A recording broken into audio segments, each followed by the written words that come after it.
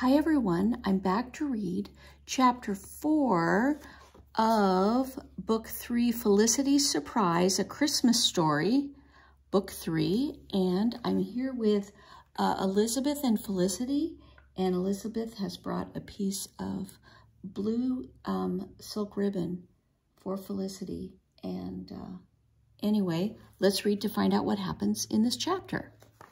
Okay, chapter 4 is called Gloom and Shadows. When Felicity woke the next morning, the house seemed too quiet, especially after the jolly noises of the day before. Breakfast was very odd because Mother was not there. Mother is overtired, Father explained. She wore herself out making Christmas merry for all of us.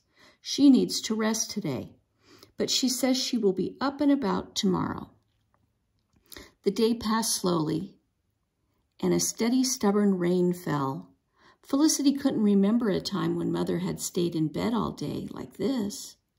Several times, Felicity opened the door and peered into the darkness of Mother's room. Surely she'll be better tomorrow, Felicity thought. She'll be well enough to sew my gown.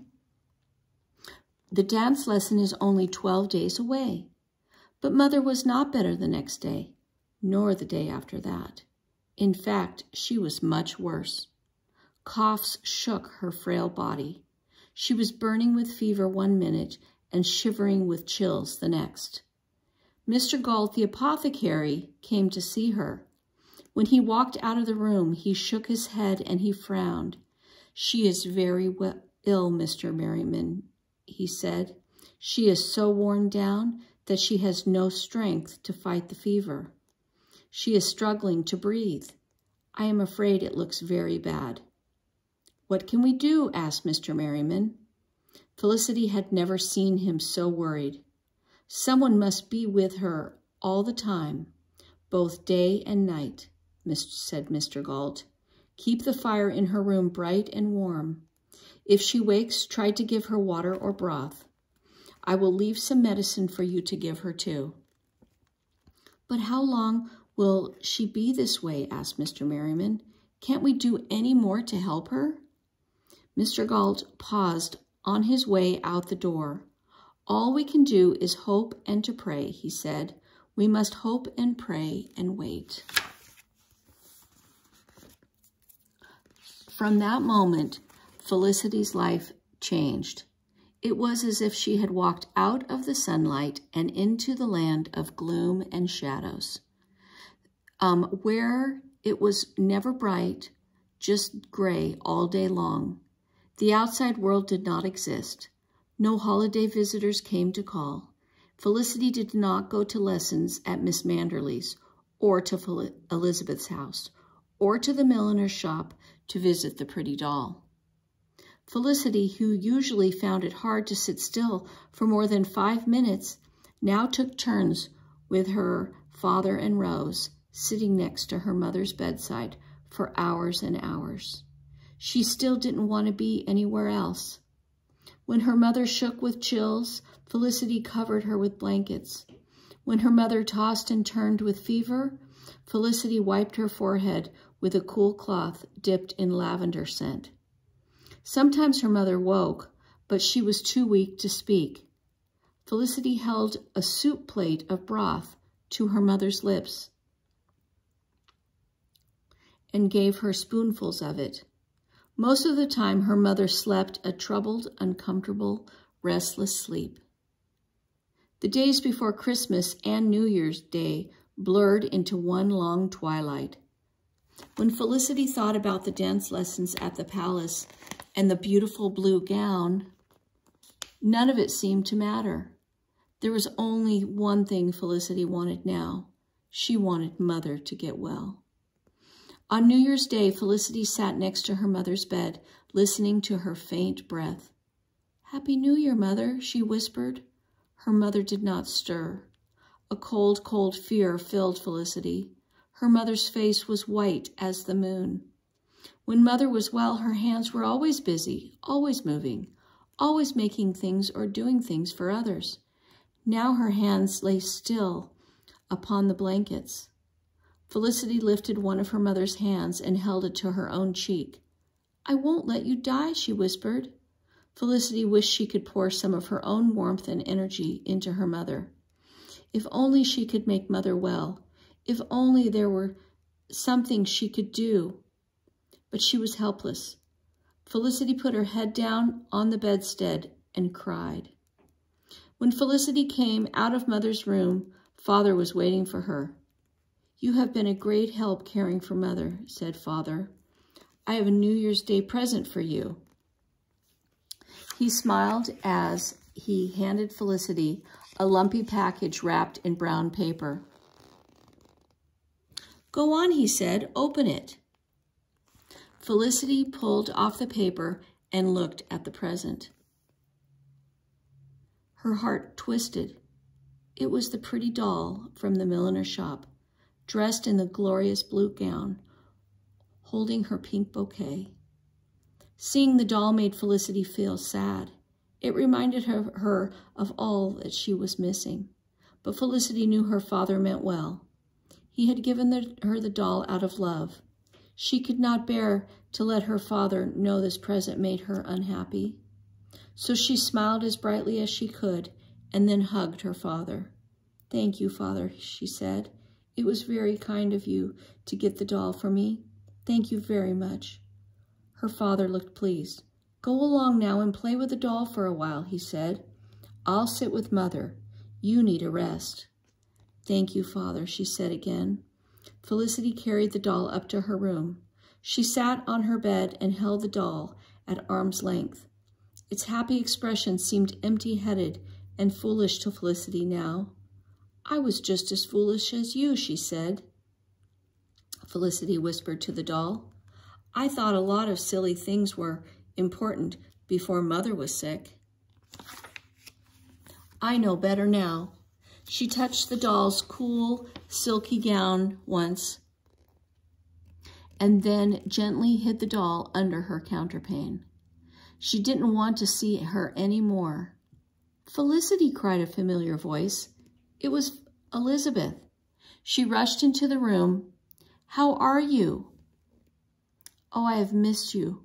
I do so hope your mother is better. Look, I've brought you a present. It's a blue silk cord to wear around your neck to the dance lesson at the palace. It will look fine with your gown." Felicity did not know what to say. She took the blue silk cord from Elizabeth with a sad smile. "Why, Lissy," said Elizabeth, "what's the matter?"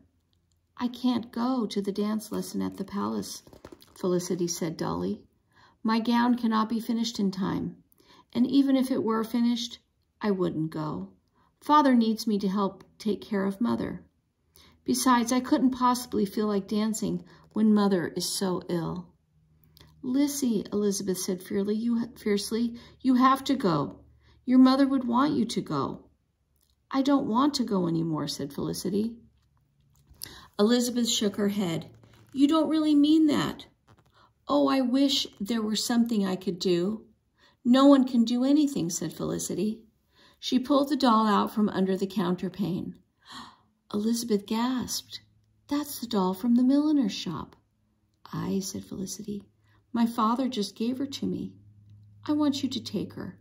It makes me sad to look at her. It makes me feel foolish when I remember all the hopes I had." Elizabeth gazed at her friend. Her eyes were full of sorry understanding. At last she said slowly, "Very well, Lissy. I'll take the doll. I'll keep her for a while, but I won't let you forget your hopes. Remember what your father said? Christmas is the time for hopes to come true." "I've only one hope now," said Felicity, "and that is that Mother will get well." As the long, sad days and nights of the next week passed, it seemed the rain would never stop. Water dripped off the roof and muddied the ground. Bare, rain-wet branches scratched their fingers against the windows. Felicity was glad the doll was gone. She hadn't wanted to think about the dance lessons. She never went to look at her unfinished gown. She knew seeing it would only make her unhappy. Mother did not get better. And when Felicity was not caring for Mother, she played with Nan and William. It was hard to keep them amused when they were trapped inside every day, but they all liked to play with the ark. They never tired of putting the animals in the ark 2 by 2. It feels as if we have had rain for 40 days and 40 nights, just as in Noah's story, Felicity said one day. Lissy, said Nan, God told Noah to gather his family and save 2 of every animal. But what happened to the animals and the people Noah couldn't fit into his ark? Well, the earth was covered with water, answered Felicity. So I suppose they drowned. What's drowned? Asked William. It's when you're all covered with water and you can't breathe, so you die, said Nan. And when you die, that means you go away to heaven forever and never come back. Isn't that right, Lissy? Yes, said Felicity. Is Mother going to die and go away and never come back? Asked William. No, said Felicity fiercely. She took William onto her lap to comfort him. No, she said again more gently. Mother won't die. She will be well again. The rain will stop and all will be fine again, just as it was in the Noah story. Remember? The rain finally stopped. Noah sent a bird out of the ark, and the bird came back with a sprig of leaves in its mouth. So Noah knew somewhere there was land. Felicity broke a little holly leaf off one of the garlands her mother had made. It was stiff and dry, but it was still green. She gave the leaf to William. Just think how happy Noah must have been to see a green leaf like this, she said. The leaf showed him that everything would be all right. It gave him hope. Nan and William looked at Felicity trustingly. They need me to be brave, she thought. So she grinned. Put the leaf in our ark, William, she said. Then our Noah will be happy too.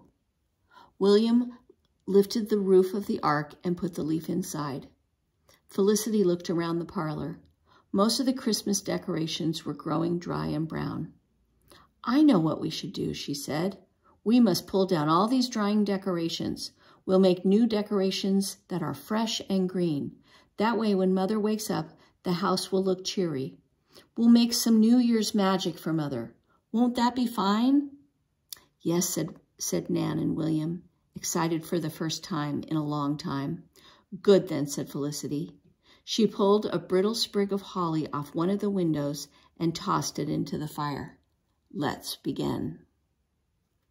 Okay, and that is the end of chapter 4. And next time we will read chapter 5, called The Season of Surprises, out of Felicity's Surprise, book 3. Okay, and chapter 5 will be next time.